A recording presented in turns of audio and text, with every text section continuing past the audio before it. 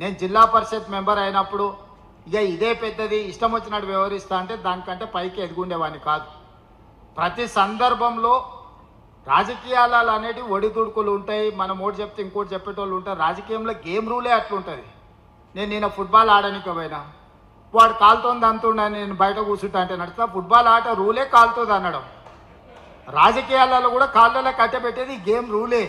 ఎవరో ఒకరు పెడుతూనే ఉంటారు. ఆ కట్టె తీసి పక్కన వేసుకొని ముందలుకోవాలి. కానీ నా కాళ్ళలో కట్టె పెట్టి నేను బోర్లో పడతా. ఇక బోర్లో పడ్డా కాబట్టి నేను లేవను.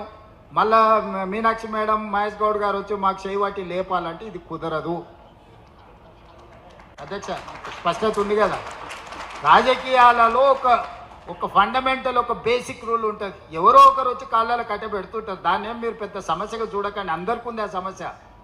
ఏఐసిసి అధ్యక్షులు రాహుల్ గాంధీ గారికి అప్పుడప్పుడు G23 అని శతకాలు పెడుతుంటారు. దేశం కోసం సర్వం ఇచ్చిన గాంధీ కుటుంబం మీదనే కాగితాలు పెట్టే పార్టీ. అంత స్వేచ్ఛ ఉంది కాంగ్రెస్లో.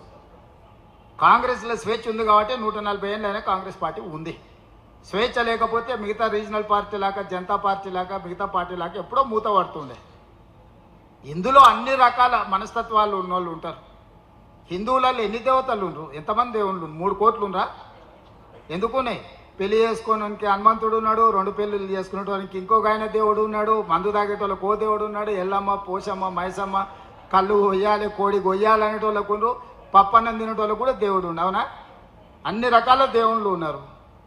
కాంగ్రెస్ పార్టీ కూడా అన్ని రకాల మనస్తత్వాలు ఉండే, అన్ని రకాల మనుషులను కలుపుకొని పోయే పార్టీ కాంగ్రెస్ పార్టీ.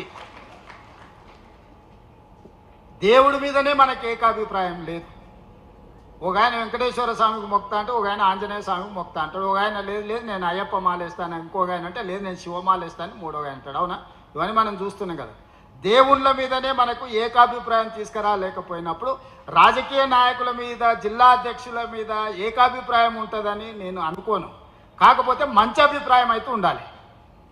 మంచి అభిప్రాయం లేకపోతే ఇక అది మనకు ఉపయోగం ఉండదు. దయచేసి నిన్నటి వరకు మీరు ఎట్లున్నారని నేను అడగదలుచుకోలేదు. ఎన్నో ఏళ్ళ పరిణామ క్రమంలో కొందరు నచ్చుతారు, కొందరు నచ్చరు. ఒకసారి నమస్తే పెడితే పెట్టలేదనో, మనం పెడితే వాడు పెట్టలేదనో, ఏవో చిన్న చిన్నవి ఉంటాయి. అవి మీరు బాధ్యత తీసుకున్నాక వదిలేయాలి. ఈరోజు మీరు ఈ రోజు నుంచి మీరు ఛార్జ్ తీసుకుంటారు. ఈ రోజు నుంచి మీలో మారిన మనిషి కనిపించాలి. నేను కూడా ముఖ్యమంత్రి కాకుండా నాకు మస్తు మంది మీద కోపం ఉండే. రూమ్ లేచి కట్టె తీసుకొని అలసిపోయిన దగ్గర కొట్టాలని కోరుకుండేది. కొట్టే అవకాశం వచ్చినప్పుడు ఆలోచన చేయడం మొదలుపెట్టింది. ఇట్లా కొట్టి మన సమయం ఎందుకు వృధా, మన శక్తిని అంతా ఎందుకు వేస్ట్ చేసుకోవడం అని.